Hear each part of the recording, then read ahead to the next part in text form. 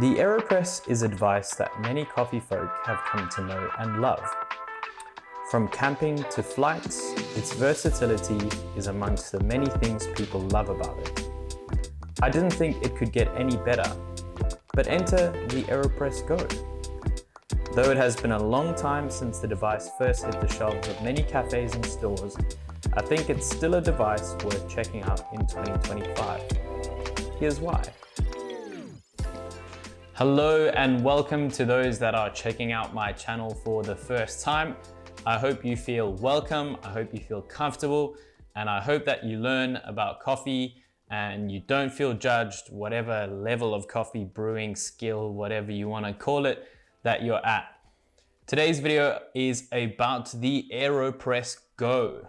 The AeroPress GO, I believe, was released quite a long time ago. Don't quote me on this. I think the AeroPress GO was released in 2017 or 2018. But since it has been released, there have been a lot of mixed opinions. So I thought I would make this video reviewing the AeroPress GO in 2025. So whether you're someone who does not yet own an AeroPress, or you're someone who owns an AeroPress, the traditional one, and is considering buying the AeroPress GO, I genuinely hope this video helps you make the best decision. So, what are the main differences between the AeroPress GO and the traditional AeroPress? So one of the main differences that you'll obviously notice is that the chamber itself is smaller than the traditional AeroPress. So for those that are not familiar with all this AeroPress slang, I guess, this is the chamber over here. Now this over here is smaller than the traditional AeroPress. So if you take a look at the traditional AeroPress, I'm pretty sure already you can tell the size difference is quite significant in terms of what the actual capacity of the AeroPress is. The difference between the two of those, it's a pretty big difference. Now, in terms of what you care about, the dollar sign. The price difference with the AeroPress GO and the traditional AeroPress, this was pretty interesting. The price difference between the two, I think, was close to the £5 mark. Now, I'm gonna give you an opportunity to guess which one was cheaper. It's not the AeroPress GO. The traditional AeroPress is actually cheaper than the AeroPress GO. I think the AeroPress GO comes in at £45 and the traditional AeroPress comes in at £40.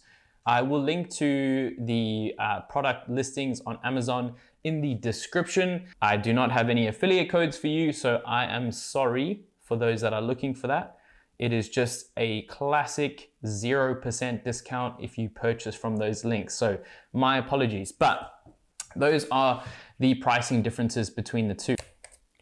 So this isn't necessarily a difference, but just something to keep in mind. I believe the traditional AeroPress, this model over here is a slightly newer one, but the first version, the filter cap did not have this sort of little gap over here. There was another hole over there. But with some of the traditional models, the caps are a little bit different. I'm pretty sure this was a very intentional decision on the part of Mr. Adler himself and his team, but I can't really tell the difference at the moment. These two versions, so the AeroPress GO and this, but they are quite similar. One of the things that I really like and can respect from the team, the AeroPress team, is that they have made most of the parts, I guess you can call it cross-compatible.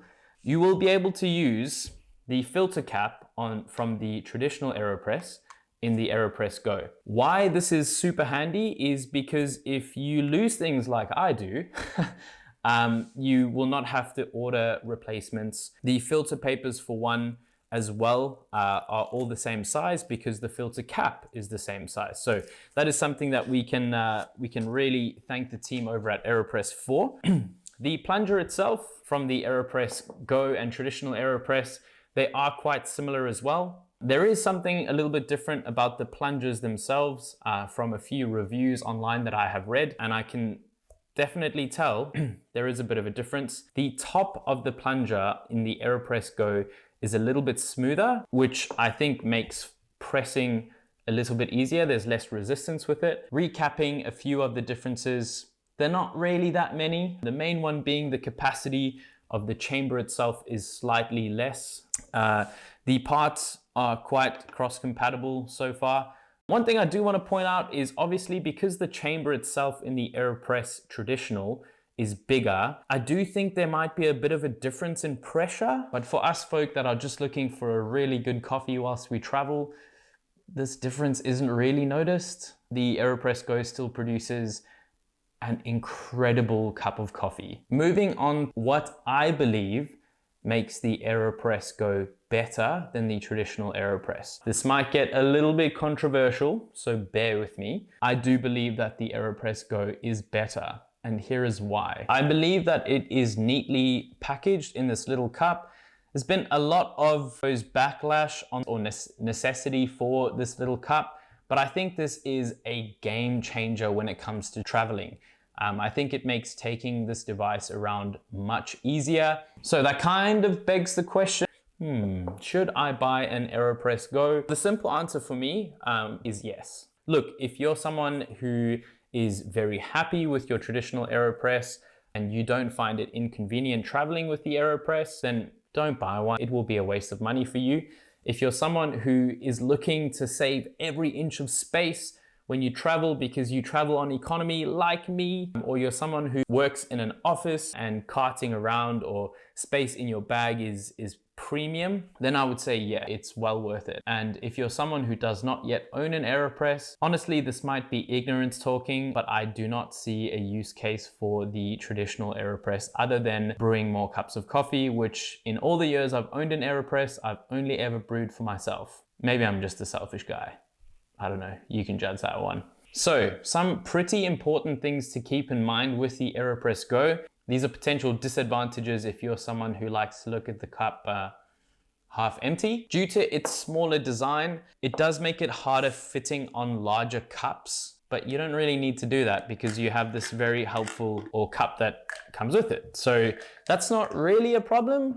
If you're someone like myself who prefers the inverted method to brewing with the AeroPress, just keep in mind you're gonna have to use less water because you just have less space and less overall capacity, but there are workarounds to that. I'll be releasing a video of my preferred recipe with the AeroPress GO. But also, common sense, if you are brewing for 2 people, you're gonna need additional capacity. Guys, I genuinely do this because I love teaching people and helping people. So if this kind of content is something that you enjoy, do consider subscribing. If you don't want to subscribe, don't subscribe.